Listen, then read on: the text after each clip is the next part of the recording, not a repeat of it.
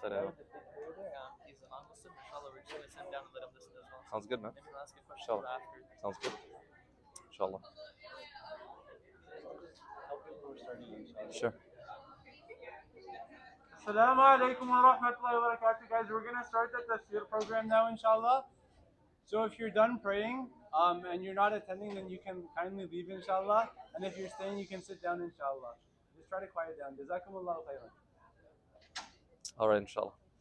Assalamu alaikum wa rahmatullahi wa barakatuh. Alhamdulillahi rabbil alameen wa salatu wa salamu ala sayyidina Muhammadin wa alihi wa sahbihi ajma'in. Allahumma allimna ma yanfa'una wa anfa'na bima 'allamtana wa zidna ilman wa 'amalan ya rabbal alameen, amma ba'd. Okay, inshallah, today we're going to be discussing the 105th chapter of the Quran. If you guys want, you can pull it up on your phones. You can go to Quran.com and pull up the 105th chapter. And I'll just start off by reading out the translation of this chapter. This chapter is titled the Chapter of the Elephants. Chapter of the Elephants. And so the translation reads, "Do you, O Prophet, not see how your Lord dealt with the army of the elephant? Did he not utterly confound their plans? He sent ranks of birds against them, pelting them with pellets of hard-baked clay, and he made them like cropped stubble." Okay, so this chapter of the Quran was revealed very early on in the life of the Prophet ﷺ. It's estimated to be about the 9th chapter revealed to him.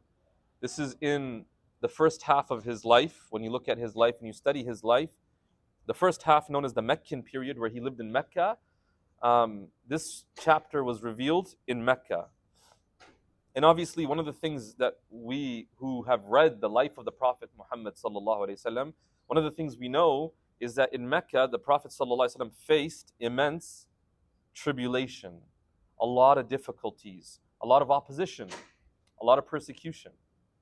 And so Allah would reveal these chapters to him, consoling him and encouraging him and inspiring him. And this chapter is no different. This chapter is no different. This chapter, Surah Al-Fil, the chapter of the elephants, one of the things to note about elephants is that elephants were not a common occurrence in Arabia. Some have mentioned that the very first time the people of Mecca had seen an elephant was on this occasion. And even later on, even after the life of the Prophet ﷺ, there was a famous scholar, an Islamic scholar by the name of Imam Malik ibn Anas, Imam Dar al-Hijrah. He was the Imam of Medina, the Maliki school. And one day he's teaching class and he has all these students in front of him, and somebody yells out, "Ja'at al-afyal." The elephants came to Medina. This is like unheard of. And so, mashallah, what do the students do? Get up from the lesson and they go running to go see the elephants, which is crazy because you have this teacher teaching this lesson and all the students just dip.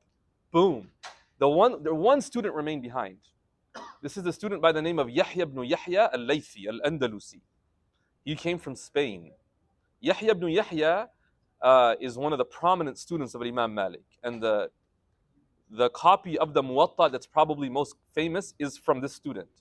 He didn't go. He stayed behind. And Imam Malik asked him, "Don't you want to go see elephants?" Everyone else left. Like, why are you still behind? Like, maybe you just feel embarrassed, right? And Yahya ibn Yahya told him that, "I didn't come from Spain to see elephants. I came to see you and learn from you." And the Imam then made dua for him and prayed for him. So the idea is that it was not a common occurrence to see elephants in that area in Mecca and Medina.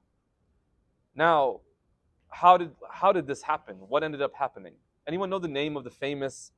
It's a well-known story for many people who've grown up hearing stories of the biography of the Prophet ﷺ, or stories from the Quran. What's the name of the guy, the bad guy in this story? Abraha. So Abraha is interesting because Abraha, he ruled over Yemen. And yet he was not Yemeni. Abraha was Abyssinian. He was from Abyssinia.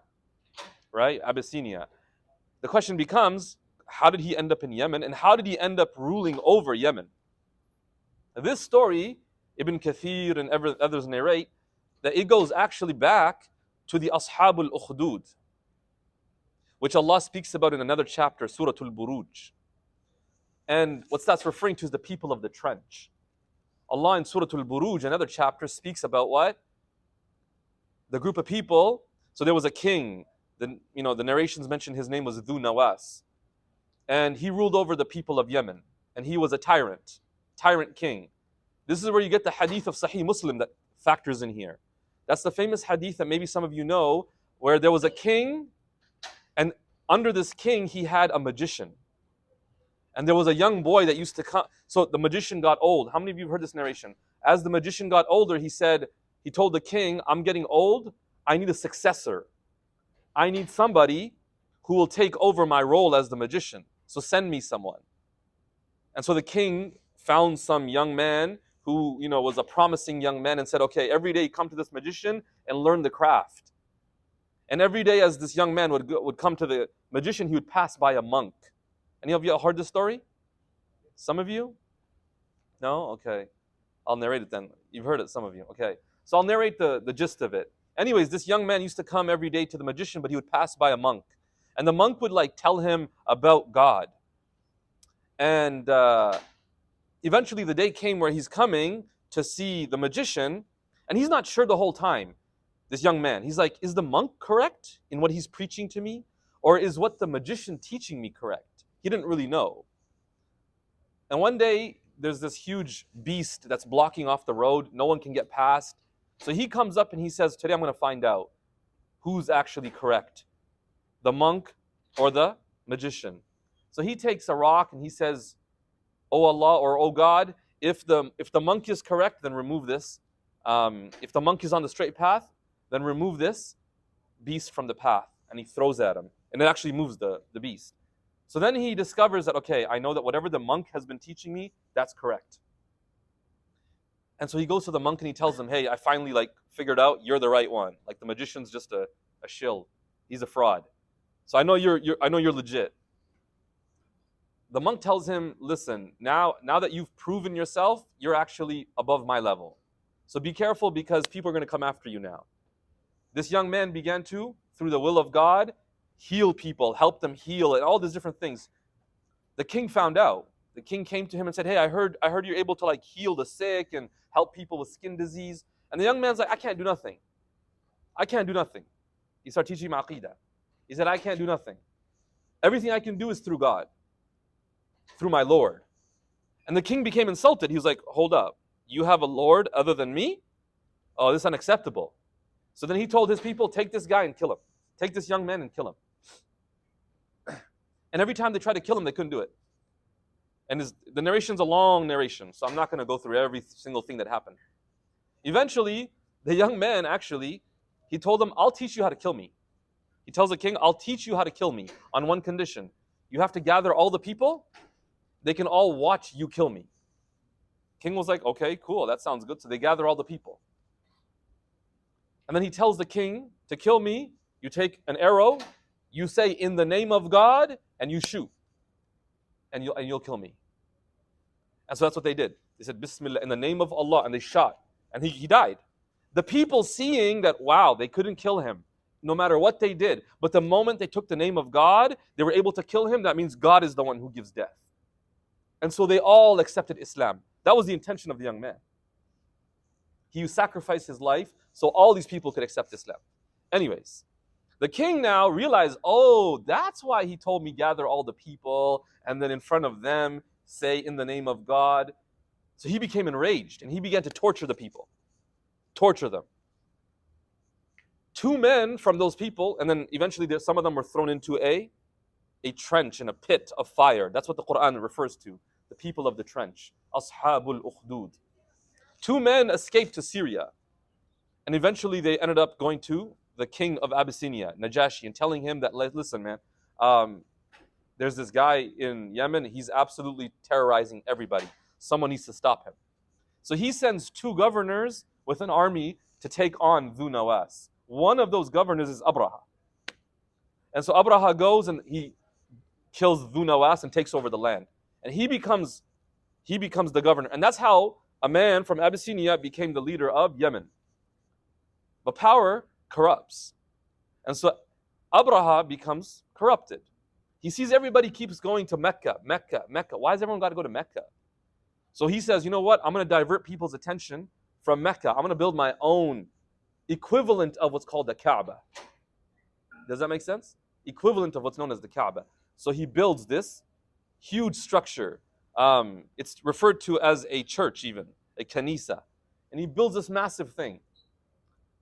But again, people still don't end up coming to his. They keep going to the Kaaba in Mecca. To the Kaaba in Mecca. The narrations mention that a man from the Banu Kinana, which is from the tribes around Mecca, he actually came all the way out to Yemen. He was insulted. He's like, what's this Abraha guy doing? Trying to build like an alternative to the Kaaba. He's like, this is unacceptable. So he comes out to Yemen. He goes inside the Abraha's version of the Kaaba, and he uses the washroom. So he completely defiles it. Abraha becomes enraged because he finds out who's done this. He's enraged now. He takes his army, he says, we're going to go destroy the Kaaba. And that's how he set out. And he called for help, and he gathered, elephants as well. And he took his elephants. And this is now what Allah is referring to. Abraha's marching on the Kaaba happened in the very year that the Prophet ﷺ was born. Which is known as the year of the elephant, Amul Fil. But it was prior to the birth of the Prophet ﷺ. And so he marches towards Mecca. Along the way, different tribes try to stop him. And every tribe that comes out trying to defend the Kaaba, he kills them. Eventually, he gets to a certain area where he says, okay, listen, go into Mecca, he tells one of the people, and bring out the leader of the Quraysh. Bring him out. And I'll speak with him, and I'll explain to him that, listen, we're going to kill you if you try to stop us, or just don't try to stop us. So the man goes in and he calls Abdul Muttalib, who is the grandfather of the Prophet ﷺ. He calls Abdul Muttalib and he says, come out. What's his name? Abraha wants to talk to you. He's like, okay. What Abraha had done when he had camped is he had taken control and stole the camels that were grazing there. And so he steals them. And Abdul Muttalib's like, man, I need my camels back. What's this? So he comes out to speak with Abraha. And when he comes, the narrations mention that he was a really handsome guy. So when he walks in, Abraha's like, yo, this dude looks pretty legit. So he's like, he had a lot of respect for him. He even came down from his chair and his throne and he sat on the floor and spoke to Abdul Muttalib. And he said, Abdul Muttalib, so what's going on? We're going to destroy the Kaaba. And Abdul Muttalib's like, listen, man, you can do whatever you want. I just want my camels back. Abraha's like, what? The narrations literally mention, he goes, previously I had a lot of respect for you. But now that all you're concerned about is your camels, I have no respect for you. I've lost all my respect for you. What kind of man is only worried about his camels when his own sacred house is about to be destroyed? And that's when Abdul Muttalib uttered the famous line. What's his famous line here? Yeah, he said, I'm the owner of the camels, so I got to look after the camels. Like the Kaaba has an owner and a protector, and he will protect the Kaaba. So I don't got to worry about that. And he left the Kaaba, and he took his camels and he left. Abraha then, the narrations mention, he took his elephants, the army with him, and he starts marching towards Mecca. And every time he tries to go forward, the elephants refuse to go forward. They just keep sitting down. He can't get them up either. And then, every time they would turn the elephants around to go towards Yemen, the elephants would move. Towards Syria, they would move. Towards Mecca, nope. Sit back down. Every time. And then Allah subhanahu wa ta'ala, the narration, the verses of this surah, this chapter, He sends birds. And these birds pelt the elephants and the army with stones. And it kills the majority of the army. There's narrations that mention, some of them did not die. And some of the companions met them. Because remember, this happened the year the Prophet ﷺ was born. So some narrations mention that some companions met some of those men who survived from the army of Abraha. And when they found them, these people, the remaining soldiers of Abraha, they were beggars, and they were like physically, unable to, like, they had physical problems in their bodies. So the point that I want to make here is, when we begin to think about why would Allah narrate this story to the Prophet? What are your thoughts on that? You understand what I'm saying? Like, the Prophet ﷺ is living in Mecca, he's doing his thing, and out of nowhere, Allah reveals this chapter where he's talking about what? He's talking about the people of the elephant, Ashabul Fil. What relevance would that have to the Prophet ﷺ's life? Yeah. First of all, it shows the power of Allah, but beyond that, the sacredness of this house and the holy site, and that Allah subhanahu wa ta'ala is more powerful than anybody to protect it by. Beautiful. Beautiful. Yeah, anyone else? Allah would protect him like he protected the Kaaba. Allah would protect him like he protected the Kaaba. Yeah.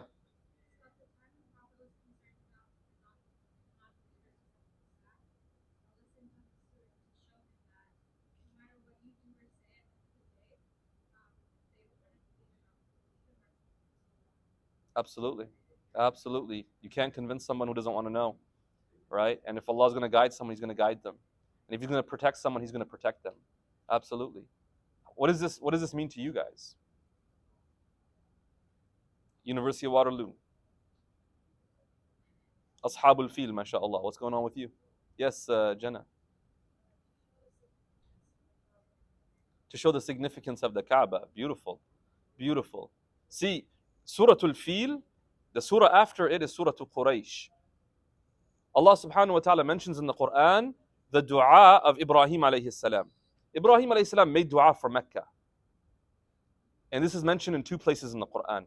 رَبِّ اجْعَلْ هَذَا بَلَدًا آمِنًا رَبِّ اجْعَلْ هَذَا الْبَلَدَ آمِنًا and رَبِّ اجْعَلْ هَذَا بَلَدًا آمِنًا وَارْزُقْ أَهْلَهُ مِنَ الثَّمَرَاتِ. He asked for two things. He said, "Oh Allah, make Mecca a safe place. Protect Mecca." And the second thing he asked for was, "Oh Allah, grant the people of Mecca an abundance of fruits." Think about it for a second, right? We're talking about Mecca here. Middle of the desert. An abundance of fruits? Do you understand what I'm saying? An abundance of fruits? How does that work? Allah Ta'ala speaks about these two blessings and the acceptance of this dua in Surah Al-Fil, how Allah protected. He offered the security that Ibrahim alayhi salam asked for, mentioned in Surah Al-Fil. And then the blessings and the fruit and the provisions that he asked for, Allah mentions that in Surah Quraysh. And so these two surahs are like the acceptance of the dua of Ibrahim alayhi salam. Okay, let's go through the verses, inshallah, briefly. The first verse, Allah subhanahu wa ta'ala says, He tells the Prophet sallallahu alaihi wasallam, "Alam tara kayfa fa'ala rabbuka bi ashabil fil." Number one, he doesn't say to him, "Your Lord did this." He asks him a question. Have you not seen? Did you not see what your Lord did to the people of the elephants?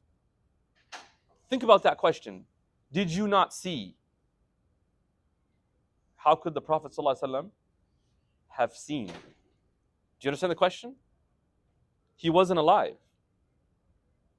The incident of the elephants happened before the birth of the Prophet ﷺ.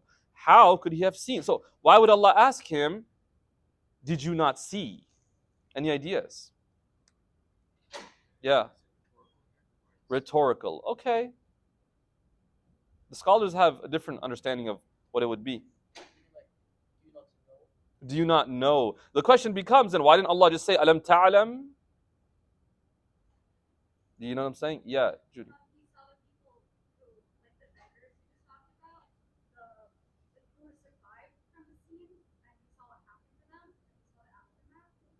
Okay, that's there is one opinion of that. That the Prophet ﷺ, did he not see the land where it happened and like the aftermath, like you mentioned? That is one narration, opinion, yeah. Maybe it's to show the lack of ability of the Prophet. For instance, another example, I saw something that they can see that also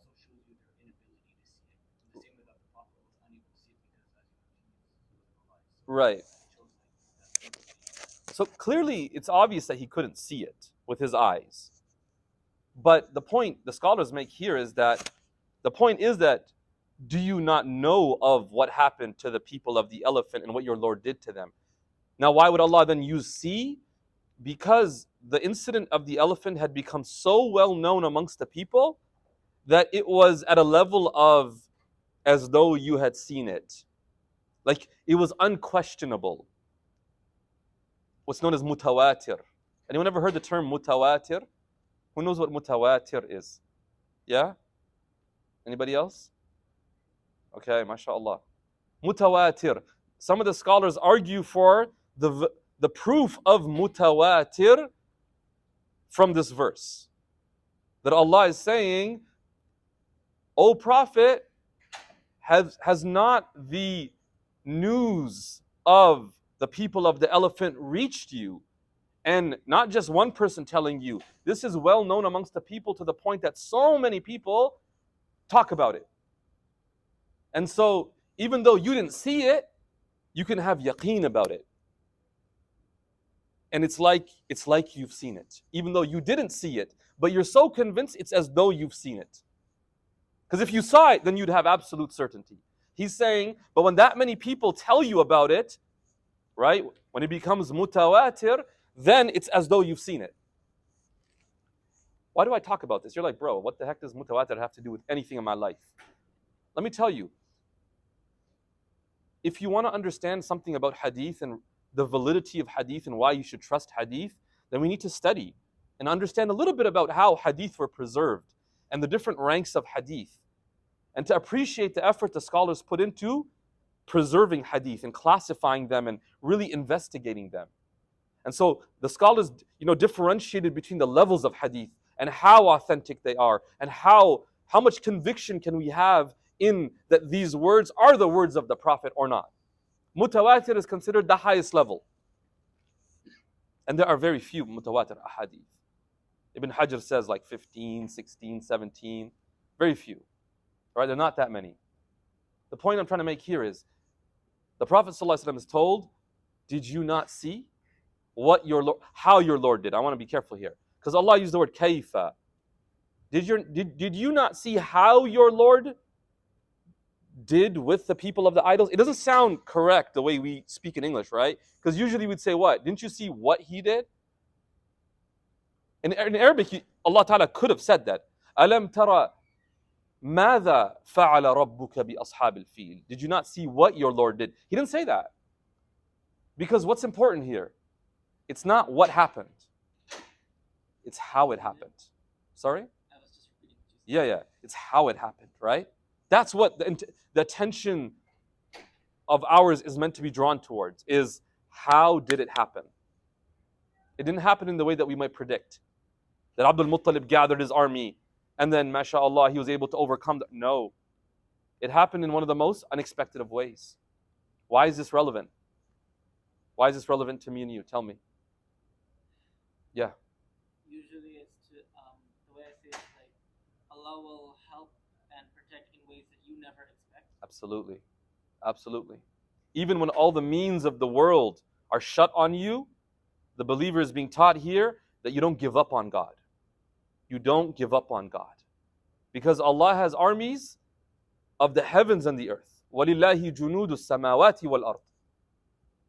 Does this make sense? Like, this is a powerful lesson to the Prophet ﷺ as a minority in Mecca, surrounded by a majority that don't just dislike him, but they want to kill him. They want to assassinate him. They want to end him and his followers. Everybody. And he's being told what? When Allah comes to protect you, Allah will protect you. And it will be in the most unexpected of ways, if He chooses. What does Allah say? Allah Ta'ala does not say, Alam tara kayfa fa'ala Allahu bi ashabil fil. Did you not see how Allah saved? He keeps saying, did you not see how your Lord, your Rabb, what your Lord did to the people of the elephant? Why is that relevant here? And this is something we could apply whenever we read the Quran. Whenever you're reading the Quran and the name of Allah comes, ask yourself, why did Allah use this name? Why didn't he use Allah? Why did he say your Lord? Or why did he say the most compassionate, the most merciful? When he ends a verse a particular way, why does he end it with those names? وَكَانَ اللَّهُ غَفُورًا رَحِيمًا وَكَانَ اللَّهُ عَزِيزًا حَكِيمًا. Like, why?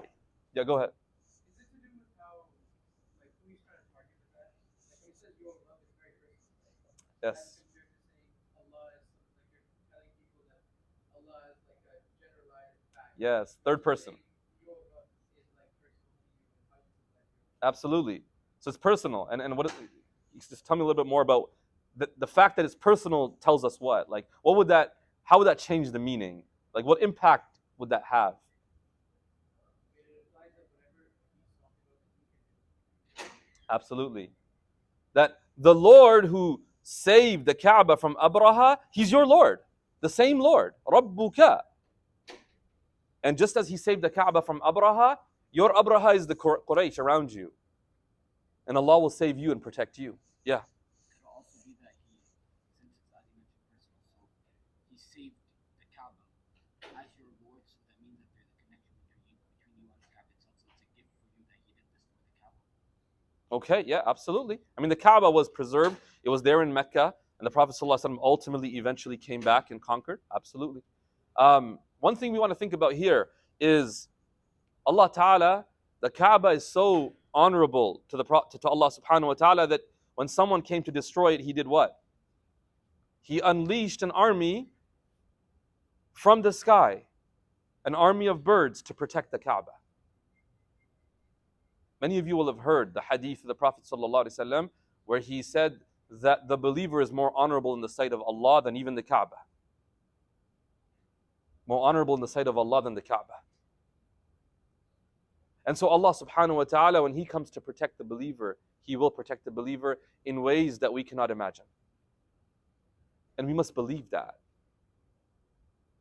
We must believe that. It's a challenge of our iman.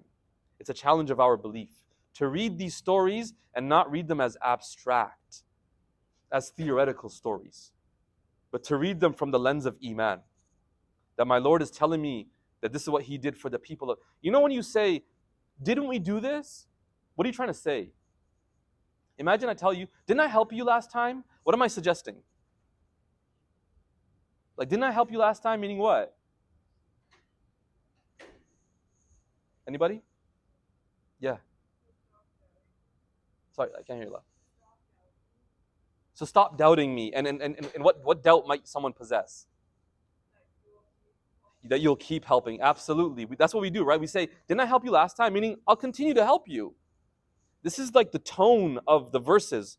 Allah Ta'ala could have just said, Allah destroyed the people of the elephant. He could have just said that straight up, like a jumla khabariyya, right? He asks a question though and says, did you not see? Like, are you not aware of what your Lord did to the people of the elephants? Meaning what? He destroyed them and protected the Kaaba. Didn't He do that already? So He'll do it for you too. He'll do it for you too. And this is comfort to the Prophet ﷺ. The last thing I'll mention here before we stop, inshallah, is the next verse where, or rather, I want to speak a little bit about one of the things we take from this surah overall is, subhanallah, Allah subhanahu wa ta'ala's utter independence. Allah is al-Ghani. Allah doesn't need anybody. He didn't need Abdul Muttalib. He didn't need the people of Mecca. He didn't need anyone that we might have expected to come and defend the Kaaba. He needed none of them. When Allah chooses to save someone, He needs nobody's help. He can use birds. And it's so interesting, right? He didn't even use like a common, out of nowhere, some lion comes out, because like an elephant's not supposed to be there, so like bring a lion out there too. No, Allah used a bird. Some of y'all have birds as pets. No, like seriously, right? You got a killer in your house. No, I'm just kidding. But you get what I'm saying? Like you have a bird. Allah uses a bird. And then what did He use? It wasn't like, 15,000 birds carrying one boulder. They each had like these little clay-baked pellets that they threw down.